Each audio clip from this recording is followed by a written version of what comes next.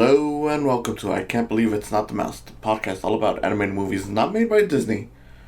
I'm your host, Octaviano, and today, look, I've been kind of busy. I've been playing Pokemon Legends, Arceus, not gonna lie, great game, very addicting, and I just have a bunch of real life stuff coming in the way, so yeah, unfortunately, this is not gonna be a movie episode. This is going to be one where I talk about stuff.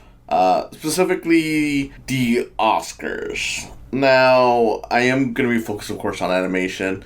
So, yeah, it's still an animation podcast. Realistically, just to give some time, just so I can still put out an episode. Here's me just rambling on, kind of ranting on Oscars, animation, that kind of stuff. Now, just to put this in perspective, I don't think the Oscars are the most important awards ever made. I don't think any award show is the most important thing ever made. But I do acknowledge the importance of those things. And I do acknowledge that the Oscars is the award show. Like, regardless of whether or not I agree with them most of the time, and most of the time I don't, I do acknowledge that they do have a very important place in the film industry, whether you want to admit it or not. A lot of movies that get made are pretty much, to one degree or another, trying to get the award. It does help in promoting certain movies. It does kind of dictate what kind of gets made and put out there, So it is an important show, whether or not we like to admit it. And in that regard, look, I still say, look, the Oscars, it's fine. It's every now and then you got, good choices in there. Every now and then you get choices that win that, I'm like, yeah, that's fine. I'm really not the kind of person who's like, okay, the one I want to win has to win. Like, I'm perfectly fine if alternate movies that are still pretty good win, that still, work. Personally, if I were running the show, I would try to balance it out in a way where it's like, okay, look, obviously other people are going to have different tastes.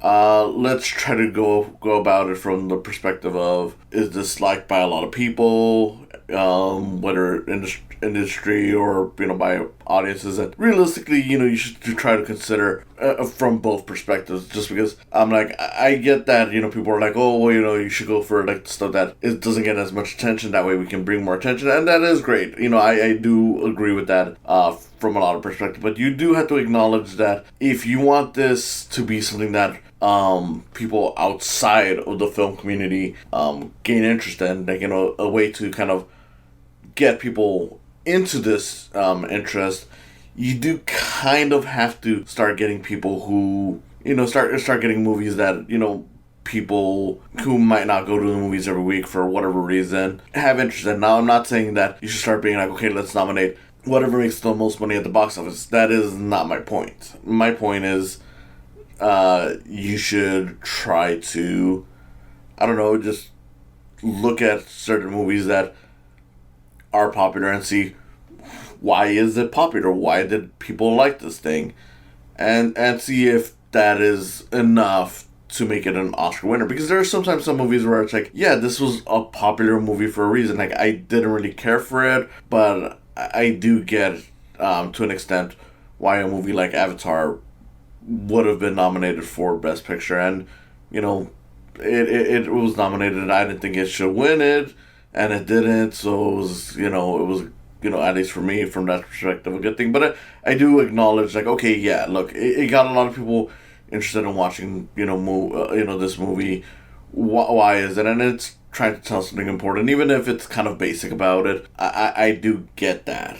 There was a lot of talk of Spider-Man No Way Home getting nominated, and I was realistically like, look, I don't think it's that good to be nominated. It is a good movie. I don't think it's one of the greatest Marvel movies ever, even from like just the Marvel Cinematic Universe. It's, I wouldn't say it's bad. It's not. It's definitely got its thrills, and it's got its big moments, but, I don't know if I'd say necessarily middle of the road, but it's closer to that than it is something that I would say is truly exciting. And that, again, not a bad thing. It is what it is. I mean, I get it from the perspective of like, hey, look, this is the first movie since the pandemic started that made a lot of money, like, to the point that it's almost like the pandemic is over. It's not. Let's not get crazy, but it's to that extent on how much money it made that it almost feels like it. So in that regards, I'm like, okay, I kind of see it, but realistically I still wouldn't. Though people who were overreacting, saying like, oh, they nominated that, it's like the end of the world or whatever,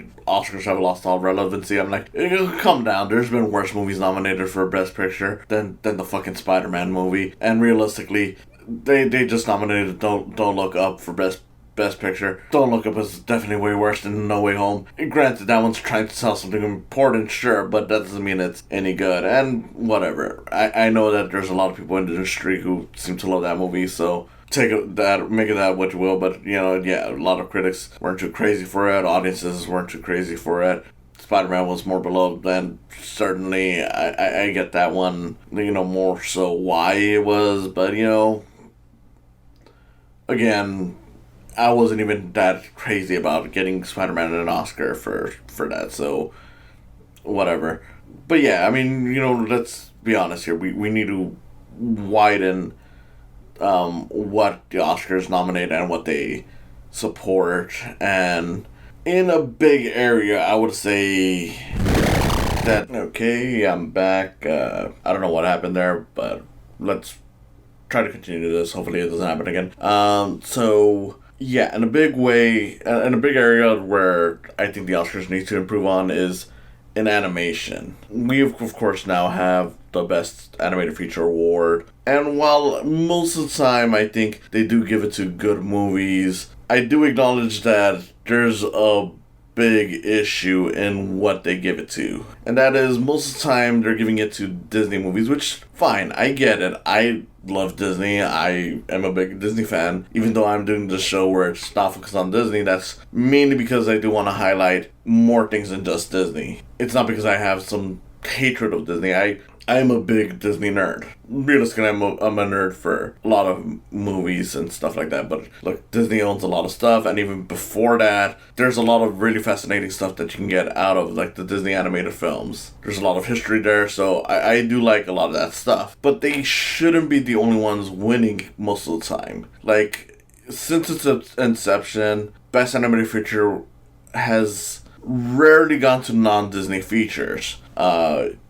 That would be the first time with Shrek. Spirited Away is kind of a toss-up in that regard because, yeah, it's technically not a Disney feature, but the version that got nominated, the version that ended up winning, was a dub by Disney, so it's like, I mean, which, what are we giving the attention to? So, yeah, we still got just Shrek. 1.5 with Spirited Away.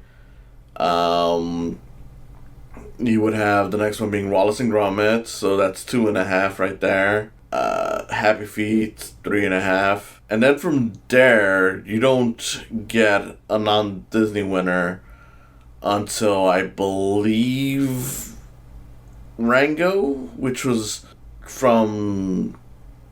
yeah, like, that was like 4 years later, so, you barely got your 4.5.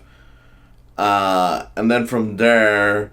you don't get a non-Disney winner until Spider-Man Into the Spider-Verse. Keep that, just look at that. That would be pretty much another 7 years, and that's 5.5 features. And again, you could probably just count it down to 5, depending on how you look at it. Like, if you just completely ignore Spirited Away because it was a Disney dub that ended up getting it to the Oscars, or if you still want to count that as a half, you could also count Spider-Man Into the Spider-Verse as a half, because while it's not a Disney feature, it's still starring a character that's owned by Disney. So yeah, it's a very Disney heavy award show. Keep in mind that was this started in 2001, so technically 2002 when it is. So realistically, we're heading into the 20th feature to win, and for it to be 5.5, maybe 6 if you want to count Spirited Away entirely, that's still a very Disney heavy award show. I mean, you really don't have that many on here that are not Disney. I mean, yeah, granted, the funniest thing is that when you get right down to it, Disney didn't even get this award, their animation studio, until Frozen, so it was pretty much a decade after it was created. But it doesn't matter when you have Pixar winning all these awards. That's still owned by Disney, so it's been the Disney show, and we've never had a single year where a Disney movie isn't nominated. That's insane. And again, I do love Disney. I do, normally think that the movies that have won have been good. Like, the only instances where I don't like the movies that have won is just twice. I think, just twice, because there's Brave, which is honestly the worst winner in the history of the animation award at the Oscars, and then Happy Feet, which, okay, granted, that one's not really too awful. It's at least kind of interesting in how weird it is, but it's not a very good movie. But that's it. I mean, that's crazy, right? I mean, okay, you create this award because you want to honor animation, and you want to say, like, hey, look, it's not just the one company that's doing this, the one company that most people associate animation with. But then you still end up giving it to that company, and it's like, you have an opportunity to give it to other movies. And it's not like no one else makes good movies. I mean, DreamWorks, of course, has done some good movies, but then you get some other, movies from, like, foreign studios and stuff like that have made good movies. Like, to put things in perspective, like, if it were up to me, based on my favorite films of, certain years, I could have easily given it, like, okay, like, 2009 could have easily gone for Francis Makes the Frogs instead of Up, instead of, Big Hero 6, we could have had the Lego Movie, which wasn't even nominated. Or if we were going by the ones that were nominated, How to Train Your Dragon was one that was really good. I can't remember some of the other ones that were in that year, but that's the one that comes off the top of my head. But realistically, it's like, you do have options for other movies. Shaun the Sheep could have easily won it over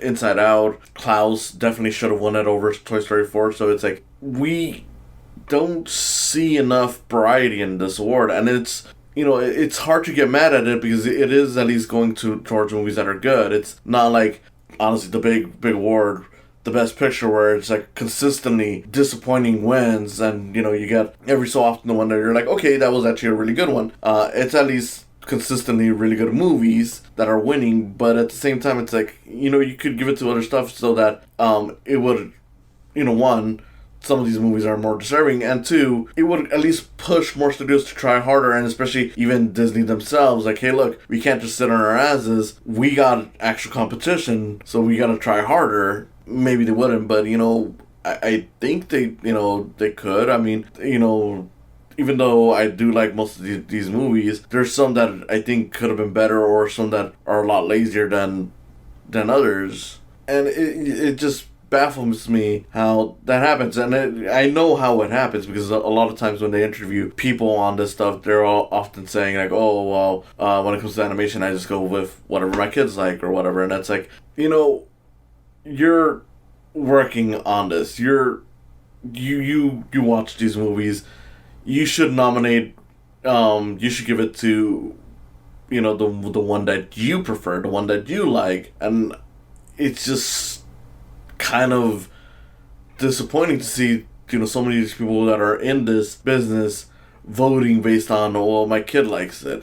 And fine, I get it. Sometimes there are certain movies that you just don't have interest for, but animation really shouldn't be a whole, like, well, I only watch it because of my kids, even though I know why. When you consider that animation isn't just, it's not a genre, it's literally a medium, it's a form of telling a story, and there's so many ways we can do it. And I get that people say, like, well, it's not really for adults because a lot of these are aimed for families, but then again, so are a lot of classic movies, especially back in the day. There was a lot of movies that, could be watched by families, especially by today's standards. I mean, nowadays it feels like, okay, if you want to make your movie for adults, it really has to be the R rating. At the very least, maybe a PG-13, but you definitely got to go for the R rating. And it's like, that's weird because you look at a lot of these classic movies and they could have been G or PG rated or, stuff that wouldn't be that high up.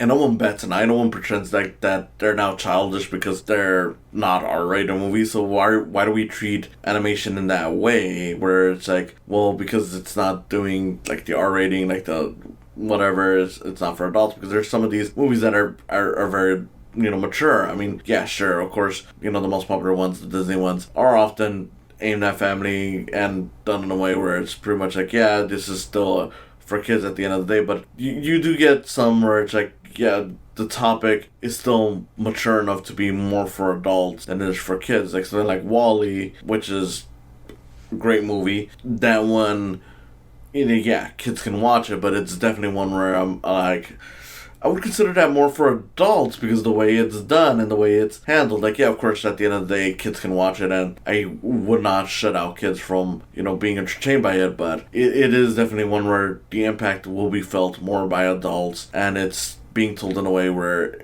it feels more for adults than it is for kids. But because we now don't view that as a kid's, as an adult thing, we just treat it like it's just a kid's thing, which is disappointing. And of course that ends up being worse when you have a bunch of these Oscar voters acting the same way as just some average person online who just doesn't give a second thought to these things. Especially considering that, to go further with it, WALL-E was definitely an animated feature that I think should have been nominated and won for Best Picture that year. Not just the animated film, but for Best Picture, which, how disappointing is that? We have not had a Best Picture nominee that's an animated feature since, I believe, Toy Story 3. It's been over a decade, and it's not because there hasn't been anything as good as Toy Story 3 since then. There has been numerous animated features that could have been Best Picture nominees throughout the last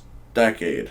I mean, honestly, if it were up to me, I would have nominated The Mitchells vs. the Machines for Best Picture this year. It was really that good of a movie, but, even going beyond that, I have seen other animated features that I think would stand up in that award. I mean, I honestly think Wolfwalkers was a really good one.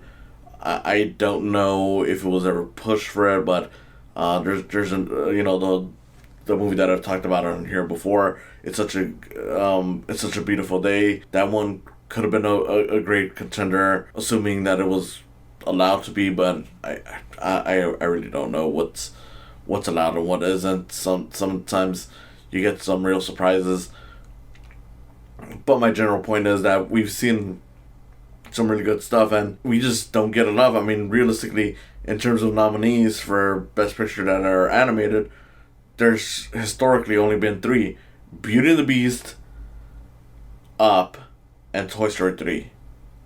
Again, all Disney. And, even in 2009, I would have also nominated Princess and Mr. Fox for Best Picture. We really shouldn't have it be either or. Like, only one of these kinds of movies can go in. Like, no, sometimes we can get more, and sometimes it would be fine. I mean, I don't know. It's just ridiculous to me how we're not treating this with enough respect, even all these decades later, where we've seen so many classic movies, so many features that inspire future filmmakers, or even current filmmakers, even if they're not exactly even just animation, just in general. But we don't treat it with any respect. I mean, we really need to change things up. There's, I don't know, I think beyond the Best Animated Feature, beyond seeing more animated movies get the Best Picture nominee, beyond seeing more animated movies that are not Disney get their due, we also need to start seeing these award shows like the Oscars. I mean, it could be more than just the Oscars, but I go with the Oscars because that's the big award show again. Do more for the medium. Like, how great would it be, now that we have a Best Animated Feature award, to also have a Best Voiceover Performance award? And I think they should have it in the same way as, like, okay, here's one for voice actor and one for voice actress. I don't know if you need to go with supporting character. I mean, you could, but at the very least, a voice actor and voice actress performance. And, even with that, you can easily include even some live action movies that have some CG characters that are voiced by people. I mean, at the very least, it's still acknowledging the hard work provided by talented voice actors. And again, it just helps the medium, and it helps further push animation as a powerhouse, which it really should be treated as, because it is a powerful way of telling stories. Some stories can only work in animation, and some stories, even if they work in live action, work better in animation. Like, we really need to stop looking at this as a lesser art form. I mean, granted, I, of course, acknowledge there's some really good stuff with live action and some stuff that are meaningful in live action and some stuff that I want to see in live action because it just feels more real in that way. But that doesn't mean I only want movies that way and that I prefer movies to be told that way. There's some really great animated superhero movies, if we're going with the popular thing, and some that I honestly think are better than the live action movies that are getting made. The best Spider-Man movie is Into the Spider-Verse. The best Batman movie, depending on who you ask, is Masters of Phantasm. I think it's a good one, but realistically, I'm like, Lego Batman is the best Batman movie that we've had ever. I mean, if I want to be kind of generous, I do think Tim Burton's take is a really solid live action one. But in terms of just exploring who the character is, Lego Batman does it a lot better than any of the live action Batman movies, and it doesn't even just have to be that. Musical as a genre, while there are some great live action musicals, let's be honest, there's a reason why we mostly associate it with animation. There's just so much you can do with animation when it comes to music, whether it's within the colors, the effects, all that kind of stuff. It just pops in animation. I mean, I really don't have a greater message here other than the Oscars really should consider giving, like I said, voiceover performances their due in the award show. They should really consider looking at all the animated features and not just the Disney ones that their kids watch. They should really start considering, like, hey, treating this as seriously as they do live action movies. Because there's some really strong contenders there, just really strong for the awards. Honestly, some of these could have been great for Best Picture or Screenplay or just stuff like that, but because it's animation, they treat it as a joke, and that sucks. Not really much more I could say on that.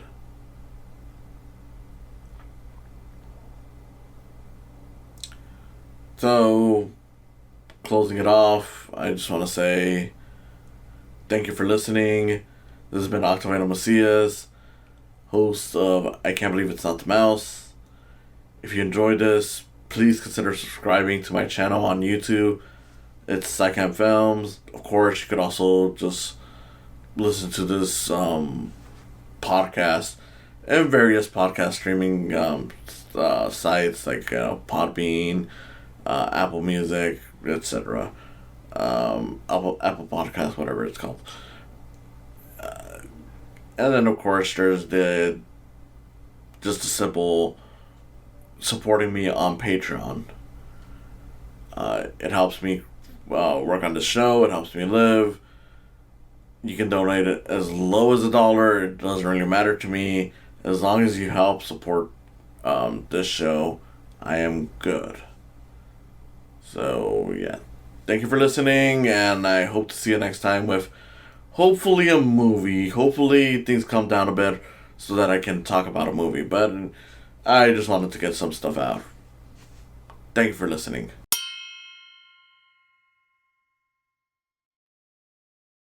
Hey, just wanted to say thank you for watching the video. If you enjoyed it, please subscribe. Comment below if you had any thoughts on this. And if you want to support me even more, there's always the option of Patreon. Yes, I have a Patreon. Patreon would be a great way to help me grow this channel, as it's a great way to get equipment, a great way to let me know what you guys like, and it's a great way to help me financially. Just saying, the more I have on Patreon, the more time I'll have for these videos. Anyway, thanks again for watching. Please like, comment, subscribe, and I'll see you next time.